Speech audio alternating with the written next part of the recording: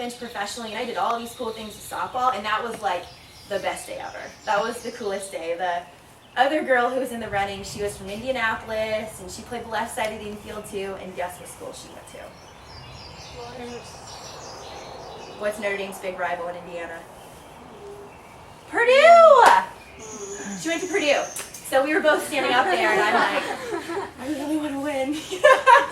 And then Ciolli was her name, and then they were like, Megan Ciolli, and I was like, go Irish. So that was, that's not a nice thing to say. You should always be a gracious winner as well as a gracious loser, but that was like the coolest day. So it was an amazing award. It was a great accolade, I guess. It's rare for someone to win Miss Softball to come outside of Indianapolis just because it's such a good softball hub. But I guess it was just a testament to a lot of hard work and a lot of people in this area. Like, I think the Northview coaches, the Mooresville coaches, the Martinsville coaches, the South High School coach, people from the area, you had to drive there to vote for it. Like, you had to actually be present to vote for it. And they, you know, like, they didn't have to do that. But so that's just kind of a cool story about how this, like, big community that we call the Wabash Valley kind of rallied around someone that they were proud of. So to this day, I have to thank those people. Like, they took an afternoon out of their, I'm sure, what was already busy schedule and drove to Indianapolis to vote for something that, I mean, didn't bring any accolades to their high school or anything like that, but that was just a really cool thing. So does anybody have any more questions about high school? You know, you guys are all headed in that direction, yes? What grade are you guys in? 9, 8, 6. Okay, so you're right around that age. Nothing right now? Want to hear about college? College. Notre Dame, really, really cool experience. I remember probably the first week I got there, I was so nervous, and I was with all these girls who had already been All-Americans. When I signed there, they were ranked 8th in the country. So that's like World Series quality, and I was like, oh man, what am I doing? I was trying so hard, and I was just learning how to play outfield. So I played right field and center field in college, played right field for a year and center field for the next 3, and I played third base growing up. I'm talking like, I played 10, well, maybe 10 games at shortstop since the time I was 12. So from that whole time playing competitively, I was like playing third base. So to move to the outfield was a scary thing anyway, and you get thrown in this new environment and all these new people around you who are really, really good. And I was like running around like a crazy person. I to this day think they were still playing a sick little joke on me.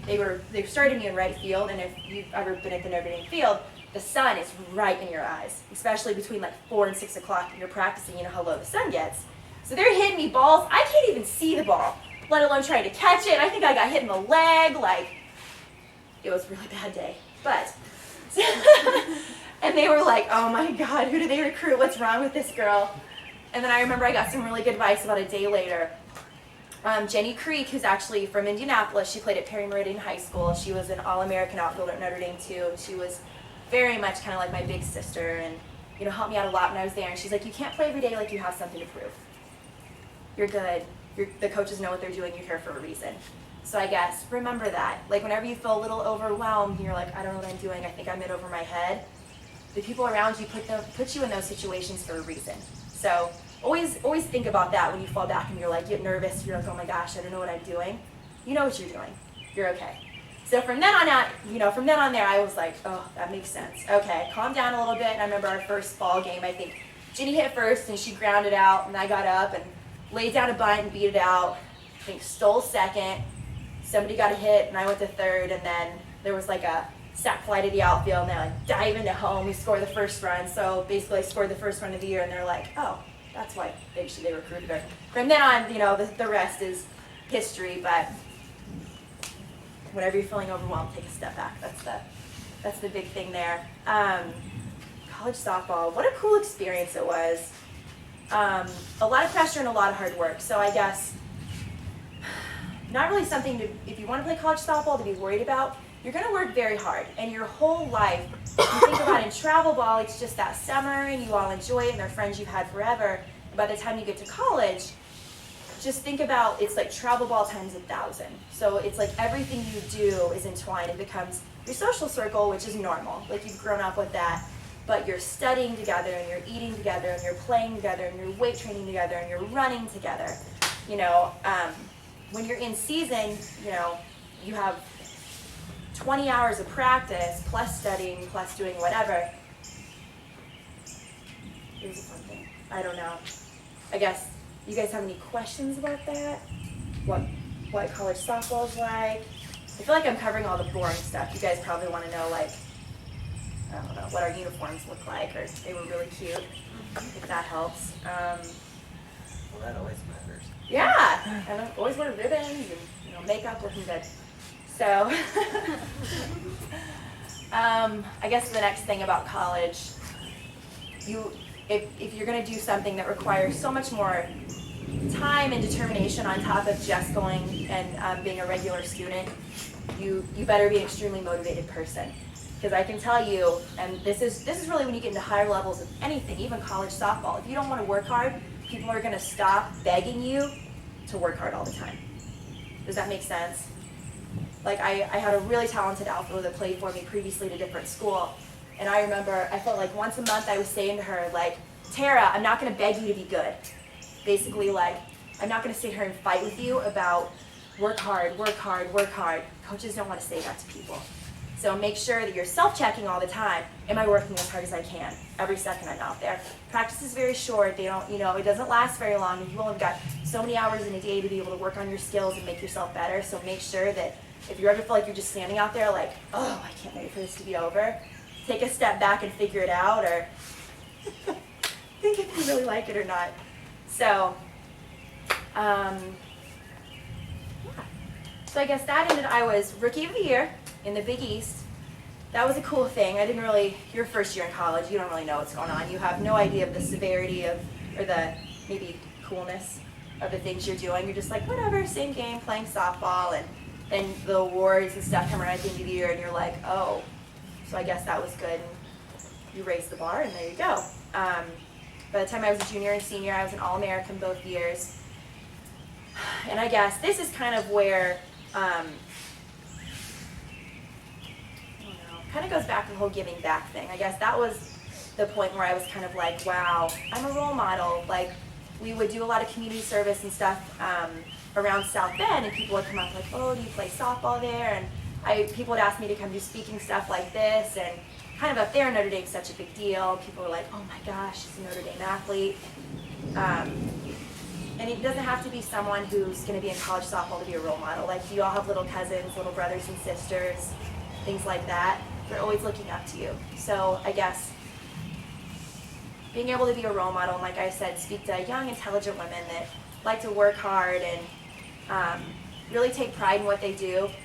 Always be very aware that the things you do and the things you say and the way you carry yourself, especially if you have a uniform on, or you know, you've been with certain organizations, people always have eyes on you. They're watching you. And especially if you go on, you know, play in high school and play varsity and you're on the news and all that cool stuff that comes along with doing that, always carry yourself well. You know, you always think about, I don't know. Yeah, I always think about my mom was always like, you are who you hang out with. And that really didn't resonate with me until I think I was like older in college. And I have a lot of people I hang out with in college, and I was like, ooh, what was I doing? So anyway, carry yourself with pride, carry yourself like an intelligent young woman. And I think when you're growing up, it's really easy to be like the cool one, or it's cute to be ditzy and things like that. Remember, that's only cute for a while. Because then you're going to go to college, and you're going to get a job in the real world, and you need to be well-spoken and intelligent and well-read and things like that. So if people are, you know, those things are important.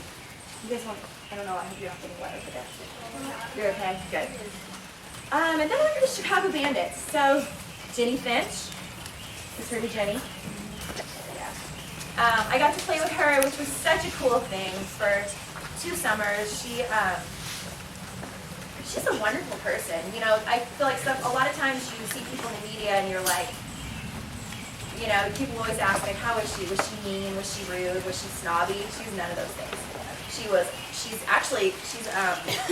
like, kind of religious, and, you know, she wears a cross on her neck, and they go to church, and she's sweet and wonderful and very smart, and So she was a cool person to play with, and she was phenomenal to play behind. I remember standing in center field sometimes, and she'd throw that rise ball, and I'm like, instead of like moving on the pitch, I'm like laughing at batters, like, good luck. I remember she used to throw to me in practice, and I'm like, how does anybody hit that? They're like, come in this high, right about here, do this. Like, so it wasn't like the ones that just come and they just graze up, and you're kind of like way off. It would come in level, and as soon as that spin got tight enough, it'd just jump up, and I'm like, perfect. So, she's wonderful. That was a fun experience. So, something that I definitely never expected to do. They actually called me once when I was a junior when they figured out they were going to open that franchise. And they were like, oh, do you want to play? And I was like, no, thanks. I want to get a job. I want to use my degree, whatever. And the farther I got into my degree, I decided that I wanted to run hospitals. And to be very young and to healthcare administration, you need a master's. So I was like, all right, so I'm kind of, doing the search. I've sent a ton of emails, like, to all kinds of coaches all over the Midwest, people that had MBAs, had the degree I wanted, and then finally found Loyola, which was phenomenal. So by the time I figured out I needed a master's and that I could get it paid for and I was going to do that, then I called Bill back and I was like, you still need an outfielder?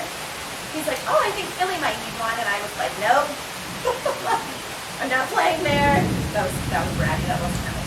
But my boyfriend, his family's from Chicago, and he was a year younger than me in school, and he played hockey at Notre Dame, so I wasn't trying to get too far away.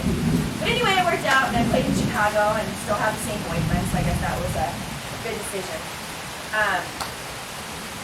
But to get to play in front of like 2,000 fans a night, and sign all these autographs afterwards, and get to play, I think we played the Australian national team, and the Chinese national team, and Venezuelan national team, to play all these different people. It was incredible. It was such an overwhelming experience. I think I actually tried out for the Olympic team after my freshman year of college. I remember at one point I was like out in San Diego by myself with like the team, and I think they invited 40 more people. And I was sitting next to Lisa Fernandez, and I'm like, what am I doing here? So anyway, by the time I got to play pro, it was all good. I was like, oh, I've done this before, it's fine. Here for a reason, remember? Remember that. I'm here for a reason, no. So, it was a ton of fun. It was just such a phenomenal experience just to get to be around people who, like, I was a very good player, and oh my God, the year I played, all the Olympians were mixed into the teams. So, Leo Bryan just had a baby, but Jenny Finch and Jamie Clark and Vicky Galindo were on my team, and I think Akron had like 6 Olympians on their team, and they were all mixed in. And I guess the difference is between even people who are very good and are all Americans and stuff like that, the Olympians, I like to describe their vision as like people vision. They have this hand-eye coordination that is beyond phenomenal. It's just, I feel like if I hit 300 in college, they must have hit 700. Like, I could do things to their ability level half the time, over half the time, and be very good at what I do.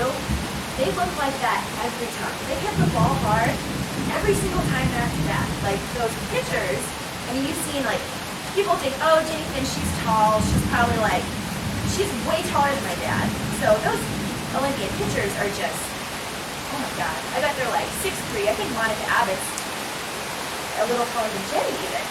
So not only are they just so physically imposing, I guess, but incredible, just phenomenal hand-eye coordination and things like that. And their work ethic. Like I tell people about, even Jenny, I think for someone who, and this is before she knew she was pregnant with Ace, we'd be done with a 4-hour like spring training practice.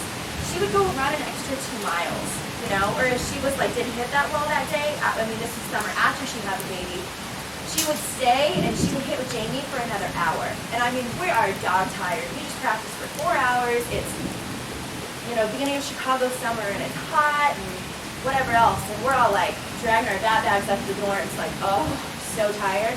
And she's still going. Like, so I guess that's just that phenomenal like determination and motivation and just, just phenomenal work ethic they all have. So you can get there. You can do those things. You just have to work really, really hard to get there. So I know you guys have to have some questions. I don't. I'm retired. People laugh. I'm like, oh, I'm 25. I'm retired. I don't. I coach now. So I guess that's the next thing I should move on to.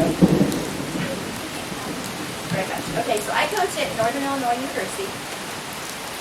It's in a math conference. It's like an hour west of Chicago.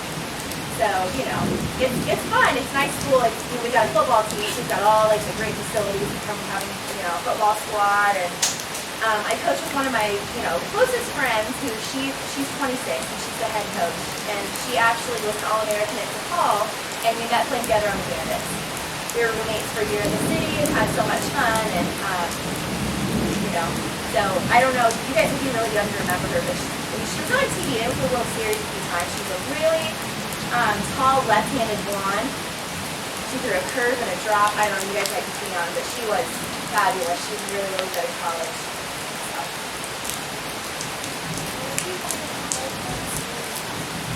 They play in Oklahoma City. So have you seen it on the TV this week? Yeah, pretty good. Yeah, it's in Oklahoma. The Hall of Fame is. You were talking about Jimmy Kingston, Eli ball and all that. As a bad I think in the pro league you can never lose your composure because they are so good and their catchers were so good. Even from back here, once you set up about picking out the flaw in your swing, like you're both just so smart that if you ever gave away that you were frustrated or that you lost your composure, then it was really easy to get you out. So for one, it was staying composed. And just, you know, just even if you swung at that and looked totally silly, you just step back like, all right, I got it, next time, you know. So aside from that, I guess what helped me a lot in college, what I worked on a lot in travel while with Coach Stromberg is reading spin. Or if you can't read the spin that's coming out of the pitcher's hand, reading where their body's finishing. So if people throw correctly a lot, if they throw a screw, they're going to fall out. Okay, so if of course you're watching the hip and you're watching the ball, but in the back of your vision or your peripheral vision, if you see this, then as a left-hander, I'm glad you can have to dig in farther here and let the ball get to them. So, and if you saw them just, you know, come this way or come straight at you, I would stay a little more this way, knowing it was going to be a curve or a drop.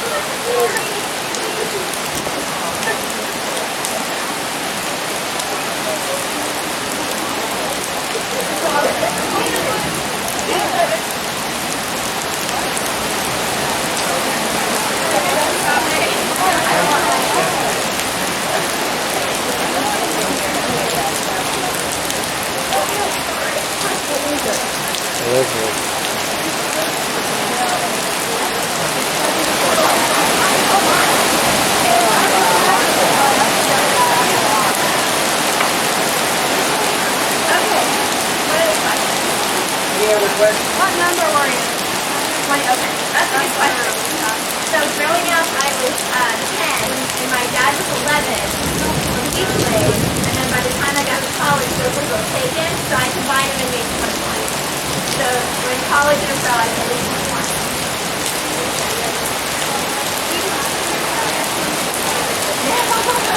No, there's people that have played for like 4 Olympic rounds. Like, I think Laura Bird, I guess she's on the other team this year with the outfielder. So, yeah, but I used to play for whatever.